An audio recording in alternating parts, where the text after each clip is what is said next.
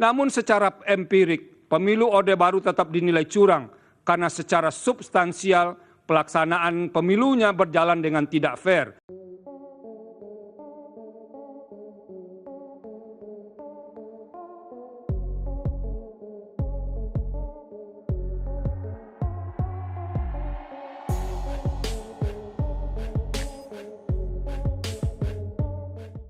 Berdasarkan kerangka teori sebagaimana diulas di atas, maka konsep pemilu jujur dan adil yang dikehendaki Undang-Undang Dasar 1945 dapat dibagi menjadi dua, yaitu pemilu jujur dan adil secara prosedural, serta pemilu jujur dan adil secara substansial. Selanjutnya dianggap dibacakan. Melampaui batas keadilan prosedural, azas jujur dan adil dalam pasal 22E ayat 1 Undang-Undang Dasar 1945 tidak hendak berhenti pada batas keadilan prosedur semata. Jujur dan adil dalam norma konstitusi tersebut menghendaki sebuah keadilan substantif. Bila mana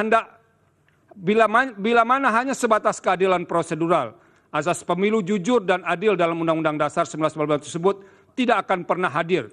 Sebab pemilu pada masa Orde Baru pun berjalan memenuhi segala prosedur yang ada, yang dilaksanakan memenuhi standar mekanisme yang ditentukan dalam Undang-Undang Pemilu ketika itu.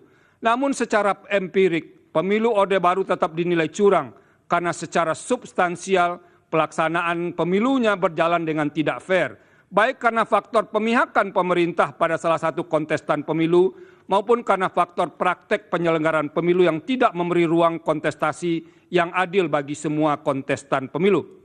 Oleh karena itu, azas jujur dan adil dalam norma pasal 22E ayat 1 Undang-Undang Dasar 1945 menghendaki sebuah keadilan dan kejujuran pemilu yang lebih material.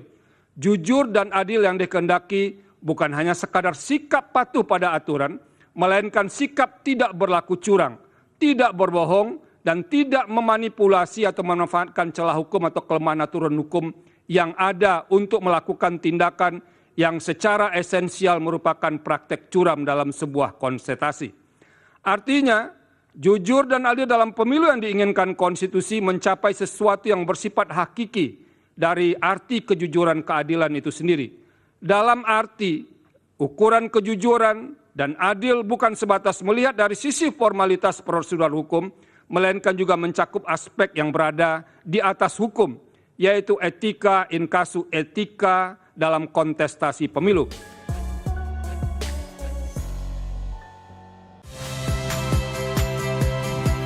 Saya Cynthia Rompas. Saksikan program-program Kompas TV melalui siaran digital, pay TV, dan media streaming lainnya. Kompas TV, independen, terpercaya.